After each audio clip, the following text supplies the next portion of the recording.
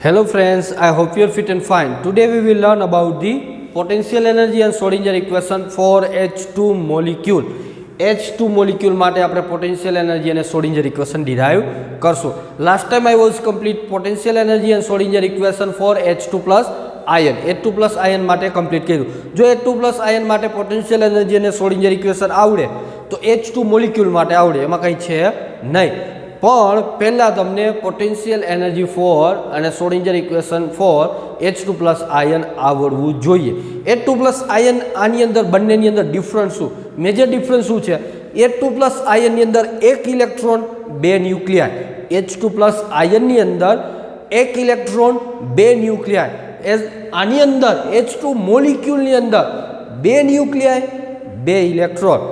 So major difference between H2 plus ion and H2 molecule is into the H2 plus ion one electron is there and two nuclei is there, and into H2 molecule two electron as well as two nuclei is there. So for the detection of potential energy and Schrodinger equation, here we have diagram for the H2 plus molecule, means it have two electron and two nuclei. So here draw two nuclei denoted by Ha and Hb. Ha and Hb, it is known as two nuclei for H2 molecule. H2 molecule માટેના બે ન્યુક્લિયાઈ છે Ha અને Hb. તો H એક hydrogen અને બીજો hydrogen, એક હાઇડ્રોજનને Ha વડે દર્શાવ્યું, બીજો હાઇડ્રોજનને Hb વડે દર્શાવ્યું. અહીંયા E1 એક ઇલેક્ટ્રોન અને E2 બીજો ઇલેક્ટ્રોન છે. E1 એક ઇલેક્ટ્રોન, E2 બીજો ઇલેક્ટ્રોન, Ha એક એટમ, Hb બીજો એટમ. સો બે ન્યુક્લિયાઈ બે ઇલેક્ટ્રોન. ઇલેક્ટ્રોનને E1 અને E2 વડે દર્શાવ્યા છે. E1 એટલે એક ઇલેક્ટ્રોન, E2 એટલે બીજો ઇલેક્ટ્રોન. Hb અને Ha બે ન્યુક્લિયાઈ છે. હવે એ બંને વચ્ચેના ડિસ્ટન્સ આપણે આપી દઈએ. તો ડિસ્ટન્સ જે રીતના ઇલેક્ટ્રોનનું નામ આપ્યું હોય અને ન્યુક્લિયાઈનું નામ આપ્યું હોય એ રીતના તમારે ડિસ્ટન્સ આપવાના રહેશે, એટલે ભૂલ પડે નહીં. બરાબર, તમારી રીતે ન આપતા, મેં અહીંયા આપેલા છે એ રીતે આપજો એટલે ભૂલ પડશે નહીં. ઓકે, તો સૌથી પહેલાં E1 અને Ha વચ્ચેનું ડિસ્ટન્સ શું આપેલું? ડિસ્ટન્સ બિટવીન Ha અને E1. E1 અને Ha વચ્ચેનું ડિસ્ટન્સ શું છે? RA1. RA1, R means distance, A means nuclei A અને 1 મીન્સ ઇલેક્ટ્રોન 1, એટલે એનું ડિસ્ટન્સ જો RA1. એટલે યાદ રહી જાય. RA1 કઈ રીતે તમારે યાદ રાખવાની જરૂર છે નહીં. Ha અને E1 વચ્ચેનું અંતર શું થશે? R આપી દેવાનો, ન્યુક્લિયાઈ એનો A, 1 ઇલેક્ટ્રોનનો 1, એટલે RA1 યાદ રહી જાય એટલા માટે. RA1, બરોબર, RA1 it is a distance between Ha nuclei and E1 electron. RA1 શું છે? Distance between Ha nuclei and E1 electron. અહીંયા તમારે લખવાનું, મેં લખેલું નથી કારણ કે મારે એક જ બોર્ડની અંદર બધું કમ્પ્લીટ કરવું એટલા માટે. તમારે એ લખવું જ હશે. RA1 is equal to distance between Ha and E1. Here next one, distance between RB2 is a distance between E2 electron and Hb nuclei.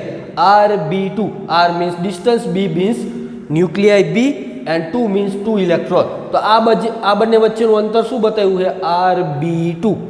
RB2 means distance between E2 electron and Hb nuclei. તો તમારે બીજો point શું લખવાનો? RB2 is equal to distance between E2 and Hb. શોર્ટમાં લખી નાખો તો ચાલે. RB2 is equal to distance between E2 and Hb. Nuclei electron લખવાની જરૂર નથી, ખાલી E2 અને Hb લખી નાખો તો પણ ચાલે, પણ લખવું જરૂરી છે. તો પહેલાં તમારે અહીંયા આ જે છે આ ડાયાગ્રામ ડ્રો કરવો, પછી ડિસ્ટન્સ બતાવવાના. Distance RA1 is equal to distance between E1 and Ha. RB2 is equal to distance between E2 and Hb nuclei. એ જ રીતે અહીંયા E1 અને Hb, E1 ઇલેક્ટ્રોન અને Hb વચ્ચેનું અંતર શું છે? E1 ઇલેક્ટ્રોન અને Hb, કારણ કે એ પણ અટ્રેક્શન ધરાવતો હશે Hb ન્યુક્લિયાઈ અને E1 ઇલેક્ટ્રોન વચ્ચે. તો બંનેમાં ડિફરન્ટ અહીંયા આવે. જો આ ભૂલી જશો તમે. E1 અને Hb વચ્ચેનું અંતર શું છે? RB1. RB1 means distance between B nuclei and electron 1. એટલે RB1 એટલે શું થયું? RB1 means distance between B nuclei and electron 1. So RB1 means the distance between E1 nuclei, E1 electron sorry, and Hb nuclei. એ જ રીતે અહીંયા distance between HA and E2 electron is equal to RA2. RA2 means distance between a nuclei and 2 electrons. That's why it is denoted by RA2. RA2 means distance between E2 and HA atom, HA nuclei. બરાબર. હવે જોઈએ next, distance between 2 electron E1 અને E2 બંને વચ્ચે પણ કંઈક distance હશે, એ આપણે બતાવી દઈએ. R12 R means distance between 1 electron and 2 electron. That's why denoted by R12. યાદ રહી જાય એટલા માટે. આમાં ઘણા બધા ડિનોટેશન છે, એટલા માટે યાદ રાખવા માટે મેં કીધું એ રીતનું તમે યાદ રાખી શકો. અહીંયા 1 2 કેમ આપ્યું? કારણ કે 1 એટલે ઇલેક્ટ્રોન 1 અને ઇલેક્ટ્રોન 2 એટલે R12 distance between E1 and E2. એ જ રીતે અહીંયા capital R means distance between 2 nuclear. Distance between 2 nuclear is capital R, capital A, B. means the distance between 2 nuclei A and B. તો અહીંયા A B બતાવ્યું. R capital means બે nuclear વચ્ચેનું અંતર, capital R વડે. અહીંયા એક જ કેપિટલ આવશે, સ્મોલ આપી દો, મને કાંઈ પ્રોબ્લેમ છે નહીં, આપી શકો. બરાબર, એવું જરૂરી નથી કે કેપિટલ R બતાવો. બરાબર, તો અહીંયા RAB means distance between HA and HB. આ બધું લખી નાખવાનું, પછી અહીંયાથી લખવાનું. હવે તમને ખબર છે પોટેન્શિયલ એનર્જી, જો પોઝિટિવ ચાર્જ તો અટ્રેક્શન કે રિપલ્શન, યાદ રાખવાનું રિપલ્શન. સેમ ચાર્જ વચ્ચે રિપલ્શન, ઓપોઝિટ ચાર્જ વચ્ચે attraction. So attraction between opposite charge particle and repulsion between same charge particle. Repulsion કેના વચ્ચે થશે? સેમ ચાર્જ પાર્ટિકલ વચ્ચે repulsion, into the same charge particle repulsion is there, and into the opposite charge attraction is there. તો attraction બે positive અને negative હોય તો બંને વચ્ચે અટ્રેક્શન, અને જો પોઝિટિવ અથવા તો નેગેટિવ તો રિપલ્શન. યાદ રાખજો, અટ્રેક્શન કેના વચ્ચે થાય? સેમ ચાર્જ પાર્ટિકલ વચ્ચે અપાકર્ષણ, રિપલ્શન, અને ઓપોઝિટ ચાર્જ વચ્ચે અટ્રેક્શન. એક પોઝિટિવ ને એક નેગેટિવ તો અટ્રેક્શન થાય. બરાબર, એક પોઝિટિવ ને એક નેગેટિવ અટ્રેક્શન થાય, યાદ રાખો. અને બે પોઝિટિવ વચ્ચે રિપલ્શન, બે નેગેટિવ વચ્ચે રિપલ્શન, બે સેમ ચાર્જ પાર્ટિકલ વચ્ચે હંમેશા રિપલ્શન થાય, યાદ રાખજો. હવે તમને ખબર છે, you know about the whenever attraction is there at that time potential energy it will be decreased. Whenever attraction is there at that time potential energy it will be decreased. So whenever potential energy is decreased at that time denoted by negative charge. Negative charge વચ્ચે potential energy દર્શાવવામાં આવે, એનો meaning potential energy ઘટે છે. તો potential energy ઘટે ક્યારે? Attraction થાય ત્યારે ઘટે, અને રિપલ્શન થાય ત્યારે વધે. તમને ખબર છે, આપણે લાસ્ટ લેક્ચરની અંદર જોઈ ગયા.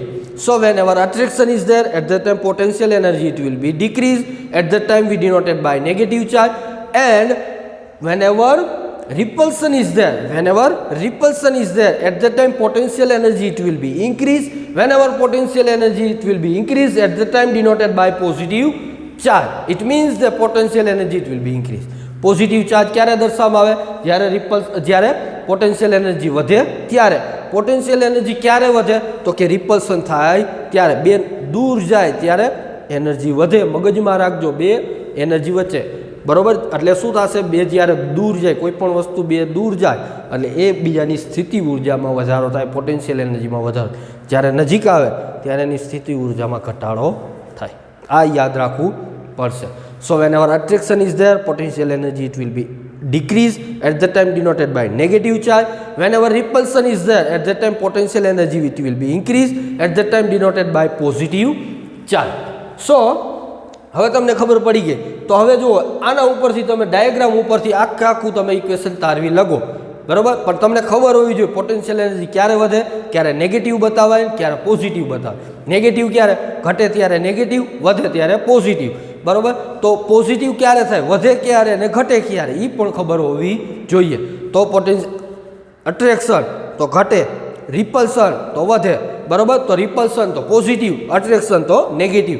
હવે તમને રિપીટ કરવું ન જોઈએ, આવડવું જોઈએ. બરાબર, તો હવે અહીંયા જો તમે પોટેન્શિયલ એનર્જી લખવા જોઈએ આપમેળે, અહીંયા લખવાની જરૂર નથી, છતાં પણ મેં લખ્યું, તમારી રીતે લખી શકવા જોઈએ. Potential energy between E1 and HA.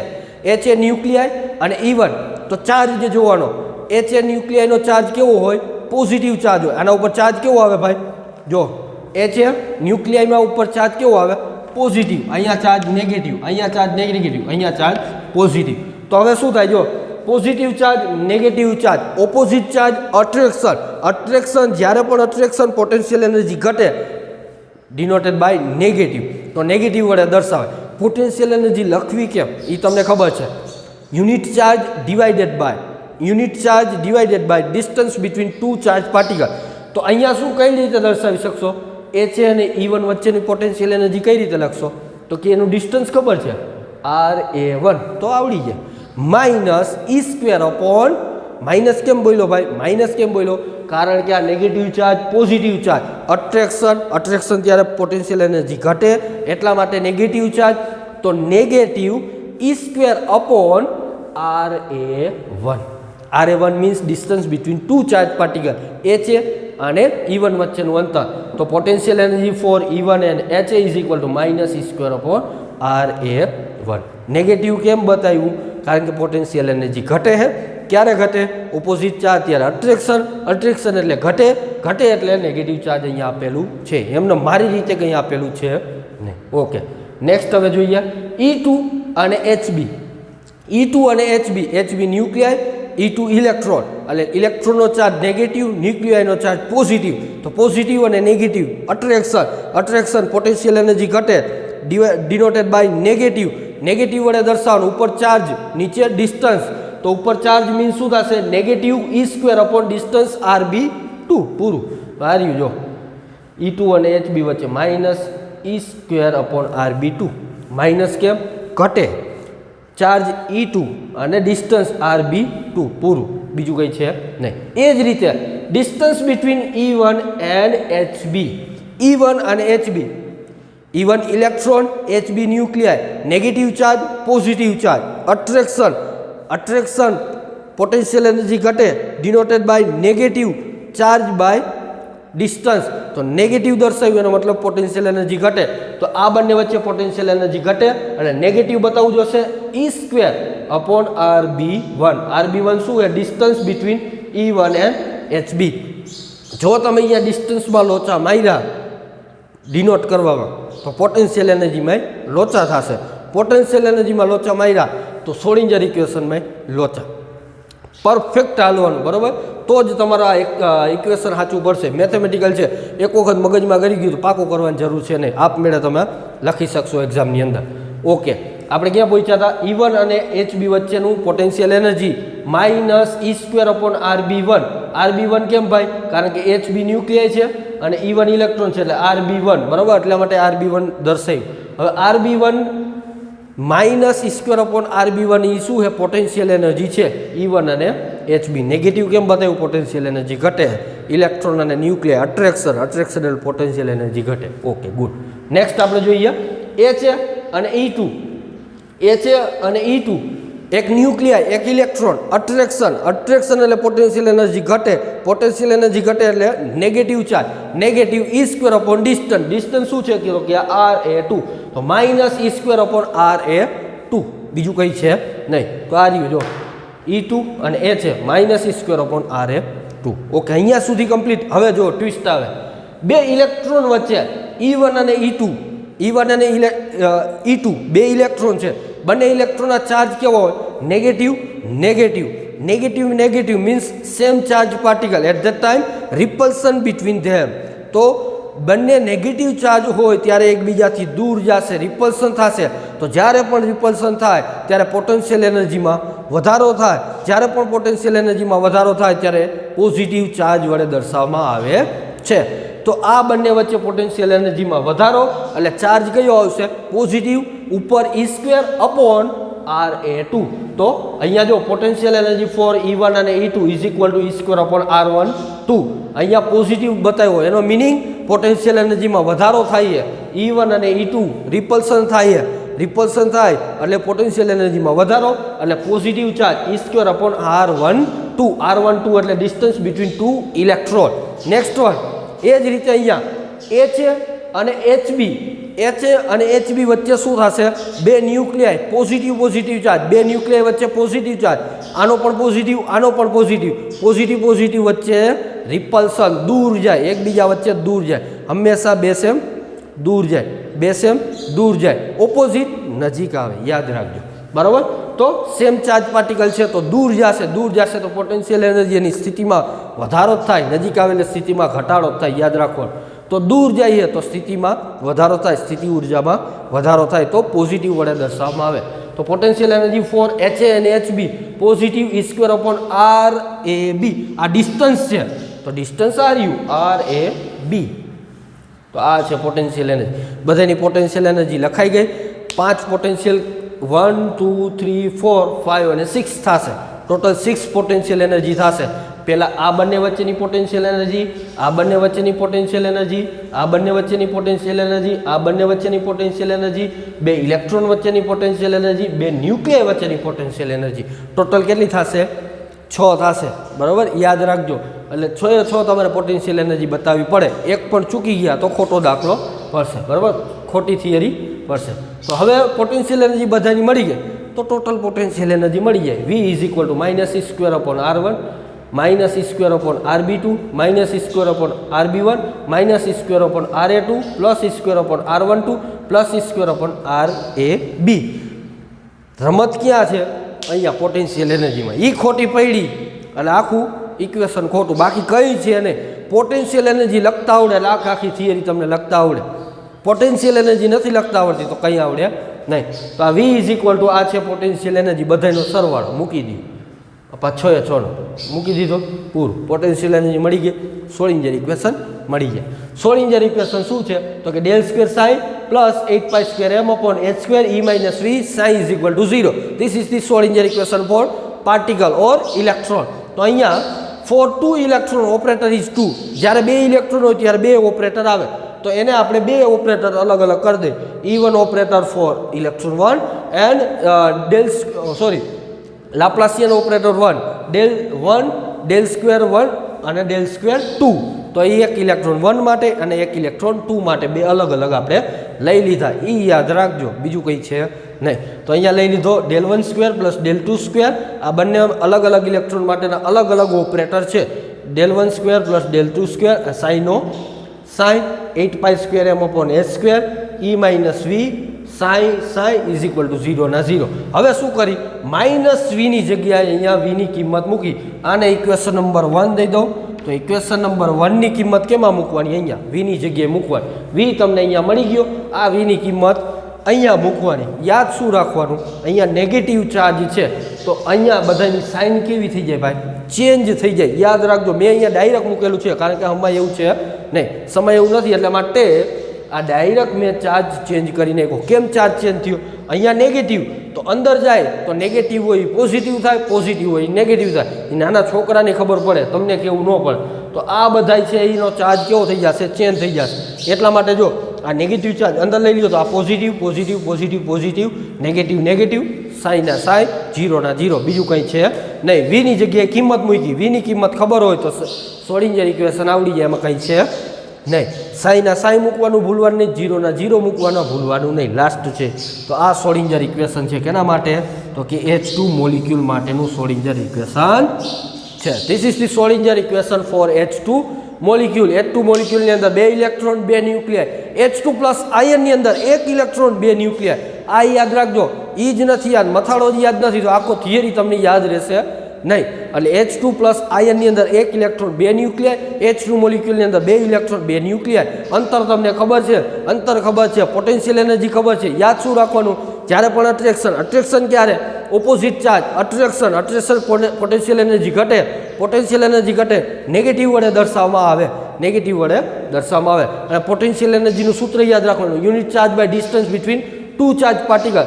એટલે E²/RA1 આ ડિસ્ટન્સ છે અને આ ચાર્જ છે, બીજું કંઈ છે નહીં. આની વેલ્યુ તમારે પોટેન્શિયલ એનર્જીની આમાં મૂકી દેવાની, વીની વેલ્યુ શ્રોડિંજર ઇક્વેશનમાં મૂકવાનું. એટલે આખું આવડી ગયું બરાબર. જ્યારે રિપલ્સન દૂર જાય, રિપલ્સન ક્યારે? ઓપોઝિટ ચાર્જ ત્યારે રિપલ્સન હોય ત્યારે હંમેશા પોટેન્શિયલ એનર્જી વધે, પોઝિટિવ વડે દર્શાવે. આટલું યાદ રાખો એટલે આ થિયરી આવડી જાય, બીજું કંઈ છે નહીં. So thank you friends.